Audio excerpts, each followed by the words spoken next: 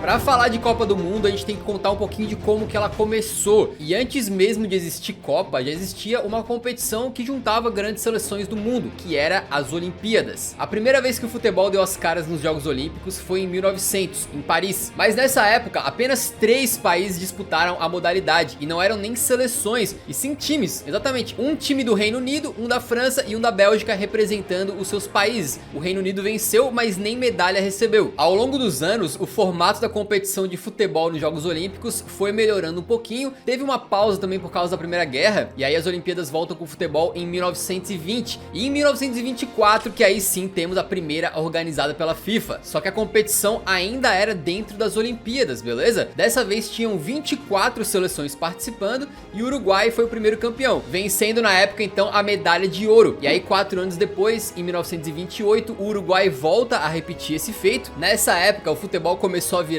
uma das modalidades mais importantes dos Jogos Olímpicos e mais populares, só que tinha um pequeno problema, né? Não podiam participar atletas profissionais, e os melhores jogadores, mesmo naquela época, já eram profissionais. Por isso a FIFA decidiu se soltar dos Jogos Olímpicos e criar a sua própria competição. O cérebro por trás dessa criação foi Jules Rimet, então presidente da FIFA, que resolveu criar a Copa do Mundo para ser jogada no intervalo entre Olimpíadas. É por isso que a gente tem uma Copa do Mundo, aí 2 anos depois vem Olimpíadas, aí 2 anos depois tem Copa do Mundo de novo, mas chegamos então para a primeira edição oficial. Para sediar a Copa do Mundo em 1930, a FIFA escolheu o Uruguai, país que era aí bicampeão mundial nos Jogos Olímpicos, e como era uma competição nova e tinha toda a questão logística para as seleções irem até a América do Sul jogar, apenas 13 resolveram participar. Elas foram divididas em 4 grupos, e se você fez as contas certinho, sim, não fecha direito, né? Portanto, 3 grupos tinham 3 seleções e um grupo tinha 4. É bizarro, mas foi assim. O primeiro gol da história da Copa do Mundo foi marcado pelo francês Lucien Laurent, e depois dos jogos dos grupos, Argentina, Uruguai, Iugoslávia e Estados Unidos foram para as semifinais, com a Celeste vencendo a Argentina na final por 4-2 e garantindo que era naquela época tricampeã mundial, o que até hoje é uma polêmica, porque aqueles títulos mundiais que eram na época das Olimpíadas contam ou não? O Uruguai considera, tanto é que nas camisas deles tem 4 estrelinhas lá, tá? Enquanto a FIFA considera o Uruguai 4 vezes campeão mundial, mas apenas campeão de 2 Copas do Mundo, então tem essa distinção, tranquilo? A gente vai pra 1934 e a história das Copas às vezes se confunde com tretas e rixas que aconteceu entre os países, e foi o caso também dessa edição. Em 1930 a Itália não tinha ido pro Uruguai participar, e portanto quando chegou em 34 e a Copa era na Itália, quem resolveu dar o troco e não ir jogar foi justamente o campeão Uruguai. Dado o sucesso da edição anterior, dessa vez 32 seleções foram para uma espécie de mata-mata preliminar para ver quais 16 seleções iriam para a Copa do Mundo, e isso incluía a anfitriã. Hoje em dia quem tá sediando a Copa do Mundo não precisa passar de eliminatórias, né? Tá automaticamente classificado, mas naquela época não era assim. Então imagina o climão se a Itália não tivesse conseguido se classificar para a Copa no seu próprio país. Eventualmente a Itália enfrentou a Tchecoslováquia na final da Copa do Mundo e venceu por 2-1. Novamente o time anfitrião levava a taça para casa. Dá pra dizer que o craque dessa Copa foi o italiano Giuseppe Meazza, esse mesmo que é ídolo da Inter de Milão, né? Enquanto uma das queridinhas do torneio foi a seleção da Áustria, que ficou conhecida como Wonder Team, ou Time Maravilha, né, digamos assim, que foi a melhor geração austríaca que já pisou nos gramados, mas que não conseguiu se transformar numa grande seleção por motivos que veremos daqui a pouco. Em 1938, mais uma Copa seria sediada na Europa, dessa vez na França, e assim como tinha feito em 34, o Uruguai resolveu boicotar e não foi, assim como a Argentina. Eram 2 seleções muito importantes de fora, né? Elas tinham sido as 2 finalistas de 1930. Vale lembrar que além de tretas aí, né, também tinha a questão de que na época as viagens eram feitas de navio, eram longas, eram cansativas e tal. Novamente 32 seleções disputaram as 16 vagas para a Copa do Mundo, que acabou virando apenas 15 vagas, isso porque a Áustria foi anexada à Alemanha nazista e então não era mais considerada independente, por isso não pôde participar da Copa como Áustria. Inclusive alguns jogadores austríacos passaram a fazer parte da seleção alemã. Depois das fases preliminares, a França foi de berço cedo, né? Não tivemos mais uma anfitriã campeã, e as semis foram divididas entre Hungria e Suécia, e Itália e Brasil, que até aqui tava sumido do vídeo, né? Mas o Brasil começa a aparecer nas Copas agora, e o resto a gente sabe muito bem, né? O Brasil em 38 foi muito bem representado pelo Leônidas da Silva, que muitos consideram o inventor da bike, né, do chute do gol de bicicleta. Ele que fez 7 gols em 4 jogos naquela Copa. Mas ainda assim viu a seleção ser eliminada pelos italianos, que foram para a final e bateram a Hungria por 4-2, sendo então, na época, bicampeões da Copa do Mundo.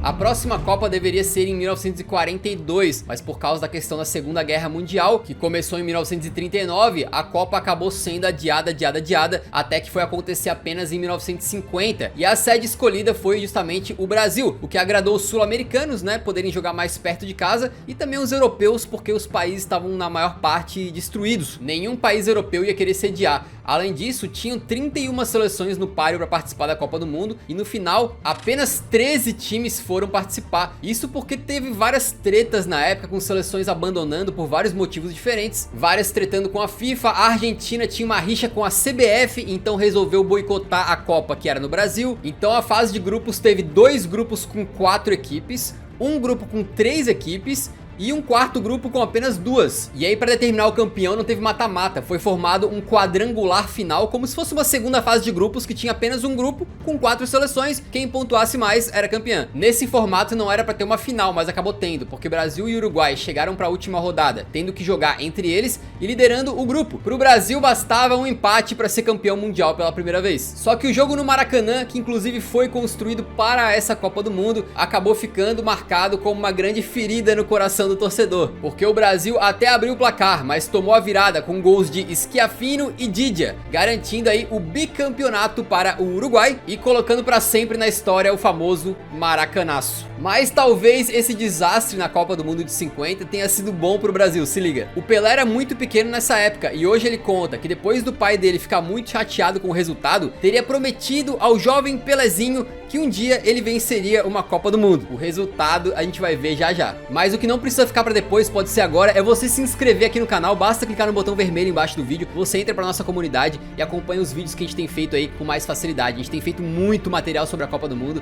eu acho que você vai gostar, beleza? Bem-vindo! Em 1954 foi a vez da Suíça então sediar a Copa do Mundo. A gente voltou a ter 16 seleções participando na fase final, né? E o formatinho voltou ao que era antes, fase de grupos e depois mata-mata. Também essa foi a primeira Copa televisionada na história. Foi nessa Copa também que surgiu o uniforme canarinho da seleção brasileira. Camisa amarela e calção azul, com o Brasil abandonando o uniforme branco que era utilizado anteriormente por causa do desastre de 50. O Brasil foi eliminado nas quartas por uma seleção que virou a queridinha do torneio, a Hungria, que contava com um timaço, incluindo o famoso Ferenc Puskás, que dá nome ao prêmio de gol mais bonito do ano pela FIFA, né? E a seleção da Hungria derrotou os brasileiros com direito à porradaria no final. E os times que chegaram às semifinais foram Hungria contra Uruguai e Alemanha Ocidental contra Áustria, o que foi um confronto pra lá de simbólico, né? E no final das contas, a Alemanha enfrentou a Hungria na final. E aí essa história você deve conhecer. Na fase de grupos, a Hungria tinha destruído a Alemanha. Então quando eles se enfrentaram na final, parecia que a Hungria era ampla favorita. E começou o jogo marcando 2-0 logo no início. Só que a Alemanha conseguiu se recuperar, empatou o jogo e virou no finalzinho para 3-2, se sagrando campeã mundial naquele jogo que ficou conhecido como o Milagre de Berna. Chega então a Copa de 1958 e dessa vez ela foi sediada na Suécia e que tinha 16 participantes ali bem certinho, incluindo a seleção brasileira, que chegava bem vista por causa do futebol encantador que jogava e também por causa de 2 jogadores interessantes, Garrincha e uma jovem promessa de apenas 17 anos chamada Pelé. E essa Copa também teve a participação do goleirão famoso aí, Lev Yashin, da União Soviética, que chamava atenção com o seu jeito bem diferente de ser goleiro na época, né? Enquanto a França teve um baita destaque, o Just Fontaine, que marcou 13 gols nessa Copa do Mundo em apenas 6 jogos e é até hoje, né, o jogador que mais conseguiu fazer gols em apenas uma edição de Copa. O Brasil chegou na final para enfrentar justamente a anfitriã Suécia e a gente tá vendo que várias vezes os anfitriões levam a Copa para casa, mas dessa vez foi diferente. O Brasil seria campeão desde que aquela maldição da Copa de 50 não voltasse. Parecia que poderia voltar porque os suecos abriram o placar. Só que o Brasil era muito superior e a partir daí foi chocolate para cima deles. Vavá empata logo em seguida empata e ainda no primeiro tempo faz o da virada. E aí no segundo tempo em que Pelé faz um dos gols mais antológicos da história do futebol, dando um chapéu no zagueiro antes de marcar o terceiro. Zagallo ampliou, Suécia diminuiu, mas o Pelé deu números finais à partida 5-2 e o Brasil era campeão do mundo pela primeira vez na história. Em 1962, a Copa voltava para a América do Sul, dessa vez no Chile, e pela proximidade geográfica e por ser atual campeão do mundo, o Brasil tinha favoritismo. Até porque, por exemplo, o Pelé não era mais um camarada de 17 anos, já era um jogador mais consolidado, amplamente considerado o melhor do mundo. Nesse ano de 62, por exemplo, foi quando ele foi jogar o Mundial de Clubes contra o Benfica de Eusébio e o Santos ganhou. O problema é que o Pelé se machuca no comecinho da Copa e aí acaba sobrando no colo do Garrincha a responsabilidade de liderar a seleção, e ele consegue fazendo o Brasil chegar nas semifinais contra o Chile. Inclusive nesse jogo tem algo bem incrível que acontece, é que o Garrincha é expulso e mesmo assim ele consegue jogar a final depois. Como, né? É uma história bem mal contada, mas basicamente deram um famoso jeitinho e o Garrincha entrou na final pra jogar. A gente contou essa história com mais detalhes nesse vídeo de curiosidades da Copa, vale a pena assistir também, beleza? A final foi contra a Tchecoslováquia e eles conseguiram abrir o placar logo no começo, só que mais uma vez a seleção brasileira vai buscar. Empata logo em seguida com o Amarildo, o famoso substituto do Pelé, e depois amplia com Zito e Vavá para se sagrar bicampeã mundial. No ano de 1966, a Copa do Mundo foi para a Inglaterra, a casa do futebol, né? Mas que estava bem sumida nesse vídeo. O Brasil era um dos favoritos para conquistar o tricampeonato, mas se não conseguiam parar os brasileiros na técnica, ia na porrada mesmo. Na fase de grupos, a Bulgária perdeu para o Brasil, mas conseguiram machucar o Pelé, que ficou de fora do próximo jogo contra a Hungria, que o Brasil perdeu, e ele até voltou para o último jogo contra Portugal, mas não adiantou nada e o Brasil caiu na fase de grupos. Portugal, que seria um dos grandes destaques dessa Copa, muito por causa do craque gênio Eusébio, que ajudou a levar a seleção para as semifinais contra a Inglaterra. Os ingleses tinham debaixo das traves o Gordon Banks, considerado por muitos um dos melhores goleiros da história, e também tinham Bob Charlton, um dos melhores ingleses de todos os tempos. E aí eles conseguiram despachar Portugal. A final então era entre Inglaterra e Alemanha. Os alemães abriram o placar, os ingleses viraram, os alemães empataram no final e levaram para prorrogação. E aí que o Hurst marca o famoso gol fantasma, uma bola que não entrou, mas decidiu aquela final. Depois ele completou o hat-trick, 4-2 no placar. Inglaterra campeã em casa.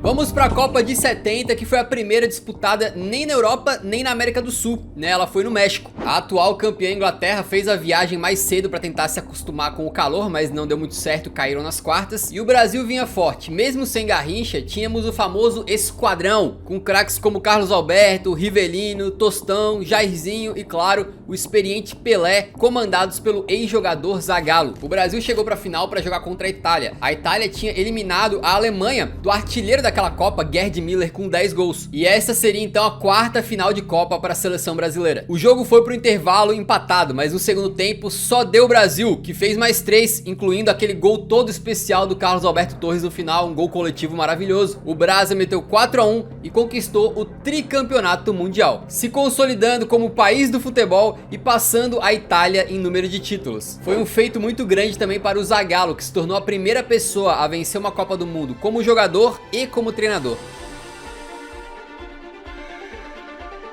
Depois de muito tempo querendo sediar uma Copa, em 1974 eles conseguiram. A Copa foi na Alemanha, ainda como Alemanha Ocidental, e teve um formato um pouco diferente. Antes, os grupos levavam para o mata-mata. Agora, os grupos levavam para uma segunda fase de grupos, exatamente. E aí quem vencesse essa segunda fase de grupos faria a final. Uma das finalistas foi a famosa Laranja Mecânica, aquela seleção da Holanda que encantou a todos em 74, comandada pelo Rinus Michels fora de campo e pelo gênio Cruyff dentro dele. Com o futebol total dos caras, eles, por exemplo, ajudaram a despachar o Brasil, já que a Holanda venceu o grupo dessa segunda fase de grupos. É um pouco complicado, né? E o vencedor do outro grupo para fazer a final contra a Holanda foi justamente a anfitriã Alemanha Ocidental, que agora tinha o Beckenbauer já não mais tão jovenzinho e outros destaques como, por exemplo, o goleirão Sepp Maier. A história das Copas às vezes conta histórias de grandes equipes que não conseguiram vencê-la, e é o caso de 74 com o carrossel holandês. Eles abriram o placar de pênalti pênalti, depois viram a Alemanha empatar com o Breitner também de pênalti. Esse mesmo camarada depois salvaria uma bola em cima da linha e o Gerd Müller seria responsável por virar o jogo, tornando a Alemanha bicampeã dentro de casa, uma seleção que às vezes é menos lembrada do que aquela que foi vice, que encantou mais. Agora em 1978 era a vez da Argentina sediar. A Argentina, vocês lembram no comecinho do vídeo, foi uma das seleções que mais se destacou naquelas primeiras edições da Copa, né? Mas depois acabou passando bastante tempo sem conseguir ter um grande desempenho, mas que talvez pudesse construir uma história bonita porque vinha surgindo um jovem craque chamado Diego Armando Maradona, mas ele foi cortado antes da Copa começar. Calma, que não era a vez dele ainda, tá? No mesmo formato da edição passada, a Argentina, liderada pelo craque Mário Kempes, foi o artilheiro da competição com 6 gols, venceu o seu grupo para fazer a final contra a Holanda, que novamente tinha a chance de vencer, só que a ida da Argentina para a final foi de forma bastante polêmica, para dizer o mínimo. Houve uma denúncia de fraude nos testes antidoping, em que parece que os argentinos pagaram outras pessoas para fazerem o xixi ali, né? E dessa maneira burlar os exames, e isso meio que já foi até confirmado por um ex-jogador dessa seleção. E tem outra polêmica, para passar em primeiro no grupo, a Argentina precisava vencer o Peru por 4 gols de diferença. Aí rola uma história até de que talvez tenha havido um suborno e a Argentina enfia 6 no Peru, indo pra final de uma maneira suspeita no momento em que a Argentina vivia uma ditadura. Ainda um bom time, a Holanda de Neskens não era a mesma de 74, já não tinha Rinus Michels no comando e nem Cruyff em campo, ele que tinha se recusado a ir pra Copa do Mundo por conta daquele caso em que ele foi sequestrado, né? A Argentina abriu o placar com o Kempes e é só no finalzinho do jogo que a Holanda empata. Já na prorrogação, o Kempes coloca a Argentina de novo na frente e o Bertone faz o 3-1, dando o título mais uma vez para a seleção anfitriã, os argentinos. A Copa do Mundo de 1982 foi na Espanha com uma nova mudança de formato. Agora participavam 24 seleções num esquema com 2 fases de grupos que levavam a uma semifinal. A Argentina dessa vez já tinha Maradona, mas eles não conseguiram ir muito bem na competição não. O brilho dessa Copa era todo do Brasil. Aquele time treinado pelo Tele Santana foi considerado muitas vezes por várias pessoas como uma das melhores seleções de todos os tempos, né? A gente até fez um vídeo aqui mostrando que foi uma das melhores seleções que não ganharam a Copa. Tinha muitos craques como Falcão, Júnior, Sócrates e Zico, só que foi nessa Copa que o timaço do Brasil foi eliminado para a Itália com o famoso hat-trick de Paolo Rossi, ele que não tinha feito nenhum gol na Copa, resolveu fazer 3 no Brasil, e a Itália acabou chegando na final para enfrentar a Alemanha, mas o Brasil também esteve na final, ué, como, né? Com o árbitro Arnaldo César Coelho, exatamente o primeiro árbitro brasileiro a apitar uma final de Copa. Pode isso, Arnaldo? Depois de um 0-0 no primeiro tempo, o Rossi abre o placar para a Itália e em seguida eles ampliam até 3-0, o Breitner faz um gol de honra para a Alemanha, mas não tem jeito, a Itália se sagra tricampeã mundial e empata em número de títulos com o Brasil. Em 86 a Copa volta a ser sediada no México e dessa vez o formato muda novamente, mas cara, essa vez foi pro bem, porque eles voltaram com fase de grupos e depois mata-mata, sem essa loucura de segunda fase de grupos aí que é bizarro, né? Foi uma Copa de surpresas, com a Bélgica fazendo a sua melhor campanha na história e chegando às semifinais, enquanto a Dinamarca em sua primeira Copa do Mundo também surpreendeu e ficou até conhecida como Dinamáquina. E quando a gente fala de Copa do Mundo de 86, eu sei do que você lembra, porque eu lembro também na hora, que é o jogo de quartas de final da Argentina contra a Inglaterra. Aquele jogo em que o Maradona teve uma atuação apoteótica, fez um gol de placa, fez o gol de mão e ele acabou levando a Argentina para mais uma final, novamente contra a Alemanha. E os caras tinham um plano para parar o Maradona, que foi o craque daquela Copa com 5 gols, 5 assistências. A solução encontrada pelo Beckenbauer, que agora treinava a Alemanha, foi colocar um dos melhores jogadores da equipe, o Matthaus, para marcar individualmente o Maradona. E até funcionou, conseguindo anular um pouco ele ali, mas não adiantou para parar a Argentina como um todo. Eles abriram o placar e depois ampliaram para 2-0. Já no final, a Alemanha consegue empatar com 2 gols de cobrança de escanteio. Mais um gol do Burruchaga com assistência do gênio Maradona acabou garantindo o título da Copa para a agora bicampeã Argentina. Passando para 1990, a Copa do Mundo volta para a Itália, que buscava ser a primeira tetracampeã mundial. Essa edição também foi a primeira na história das Copas em que todas as seleções campeãs tiveram participando. E foi uma Copa marcada por figuras carismáticas, como por exemplo, o goleirão colombiano maluco René Higuita e o atacante camaronês Roger Milla, já com 38 anos, que marcou esse famoso gol com comemoração na bandeirinha. E a anfitriã Itália até foi longe, até as semifinais, mas foi eliminada pela Argentina de Maradona, que novamente chegava chegava numa final e mais uma vez para enfrentar a Alemanha. Os alemães chegavam para a terceira final de Copa do Mundo consecutiva e dessa vez com uma grande vontade de vingança, porque eles tinham perdido a final anterior para a própria Argentina e eles conseguiram dar o troco. Depois de uma boa parte do jogo sem gols, a Alemanha tem um pênalti bem polêmico no finalzinho da partida e converte com o Breme para se sagrar então tricampeã. Que é uma curiosidade interessante, o Maradona fez mais uma de mão nessa Copa. Não foi um gol, mas contra a União Soviética, ele pulou e defendeu uma bola igual goleiro, igual o Suárez fez em 2010, sacou? E saiu impune de novo.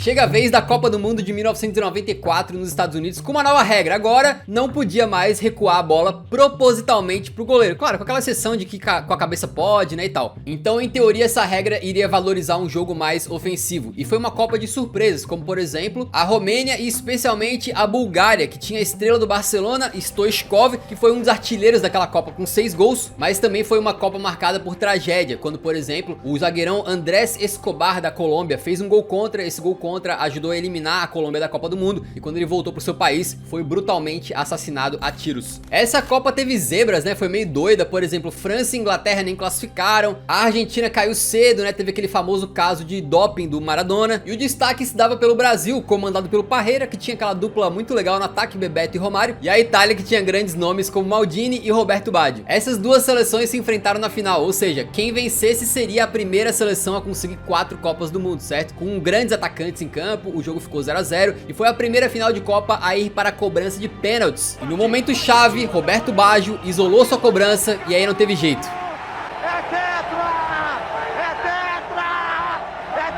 E também foi o tetra de Zagallo, pessoalmente, ele que tinha vencido 2 Copas do Mundo como jogador, uma como treinador e agora participava ali como coordenador da equipe técnica e ganhou mais uma. Vocês vão ter que me engolir! No ano de 1998, a Copa foi sediada na França. Era uma seleção tradicional, mas que nunca tinha vencido o torneio, né? E uma nova mudança de formato. Agora passaríamos a ter 32 seleções disputando o caneco, o que se manteve até essa Copa de 2022. Em 2026 já serão 48 seleções, né? O Brasil era um dos favoritos sem dúvida nenhuma. Não tinha o Romário afastado da seleção, mas tinha Cafu, Roberto Carlos, Rivaldo e Ronaldo Fenômeno. Enquanto a anfitriã França também não tava de brincadeira, né? Era Vieira, Deschamps, Zidane e um novinho Thierry Henry. Essas duas seleções fazem a final, só que antes dela aconteceu aquele caso histórico. O Ronaldo teve uma convulsão, virou dúvida pro jogo, até foi jogar, mas a confiança da seleção estava abalada, ele parecia não estar 100%, e aí o que se viu em campo foi um show do Zidane, que marcou 2 vezes de cabeça. O Petit fechou o placar em 3 a 0 para a França ganhar a Copa do Mundo em cima de um Brasil irreconhecível e novamente a anfitriã levando o título para casa.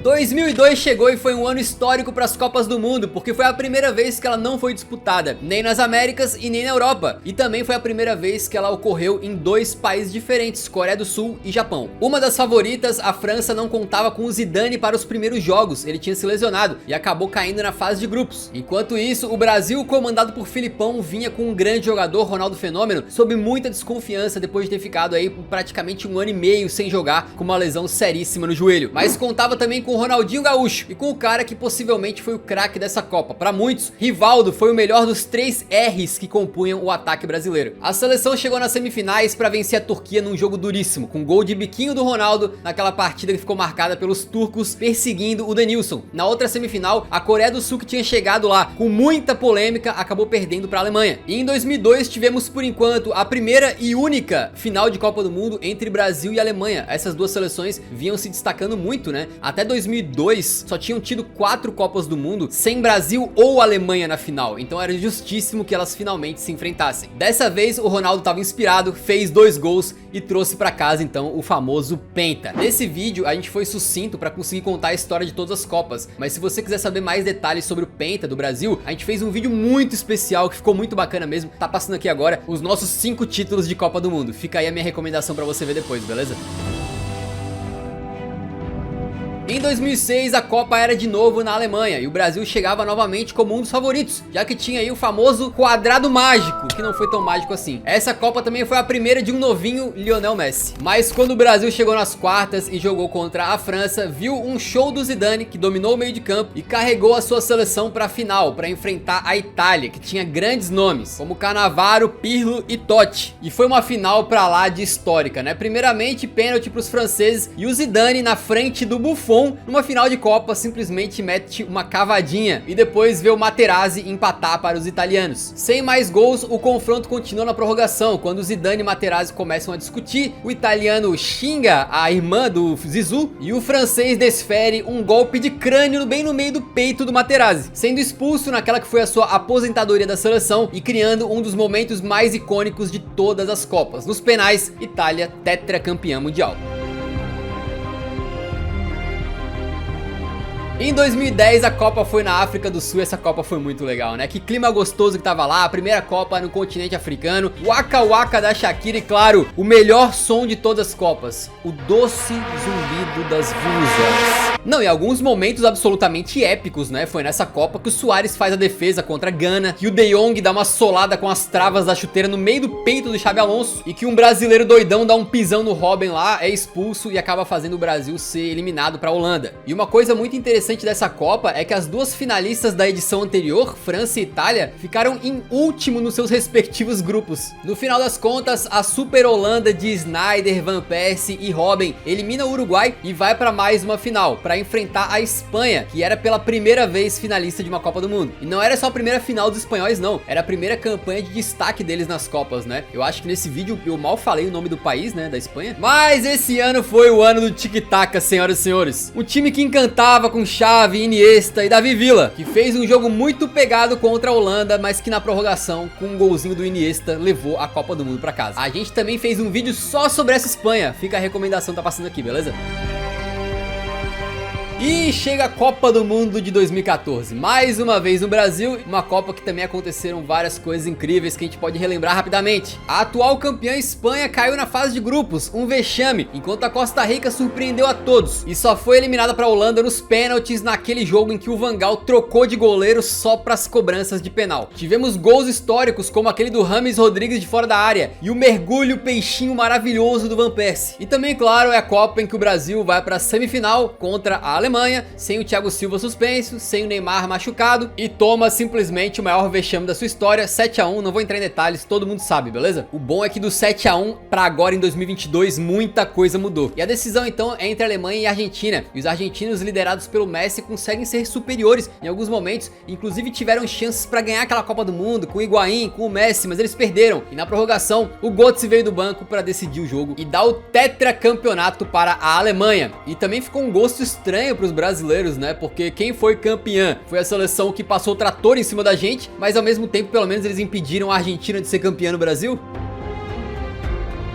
No momento desse vídeo, a última edição da Copa do Mundo foi em 2018. Foi sediada na Rússia e dessa vez foi a vez da atual campeã Alemanha cair na fase de grupos. Alguns dos favoritos eram Portugal, que liderada por Cristiano Ronaldo, venceu a Eurocopa 2 anos antes. O próprio Brasil, que tinha conseguido se recuperar do 7 a 1. E a França, que estava lotada de bons nomes e um jovem Kylian Mbappé. E nessa Copa, o Harry Kane acabou como artilheiro com 6 gols, mas a seleção dele foi despachada pela surpresa do torneio, a Croácia, que com Rakitic, Modric, foi finalista, só que foram enfrentar a França. Os franceses eram amplamente favoritos, tinha muita gente boa naquele time, né? O jogo chega a ficar 1 a 1, mas depois a França deslancha, mete 3, inclusive com o garoto Mbappé fazendo gol em final de Copa, e ainda entrega um gol pra Croácia naquela atrapalhada bizonha do Lloris, mas que não mudou o resultado, França campeã do mundo pela segunda vez. Com isso, vem alguns números bem legais sobre as Copas do Mundo, se liga. Foram 21 Copas até o momento, vencidas por 8 países diferentes, Brasil com 5 títulos, Alemanha com 4, Itália também com 4, Argentina, França e Uruguai com 2, Inglaterra e Espanha com 1 título cada. O time com mais vices sem nunca vencer foi a Holanda, que parou na final em 3 vezes, seguida por Hungria e Tchecoslováquia, 2 vezes vice-campeãs. Das 21 Copas, ela foi vencida pelas anfitriãs do torneio em 6 ocasiões, e como a próxima é no Catar, certamente não vai acontecer isso daí. O maior artilheiro das Copas é o alemão Miroslav Klose, com 16 gols marcados, e o cara que mais marcou em apenas uma edição foi o Just Fontaine com 13. Jogador que mais venceu a Copa do Mundo, Pelé, 3 vezes. E apenas uma seleção que disputou todas as edições desse torneio: o Brasil. Obviamente, falando de tantas Copas, não deu pra gente aprofundar tanto em cada uma, mas acho que demos um panorama bem legal de tudo que aconteceu até hoje. Esperamos que você tenha curtido. Se curtiu, deixa o like antes de sair, que ajuda muito o canal. Nos vemos no próximo, então, grande abraço. Falou!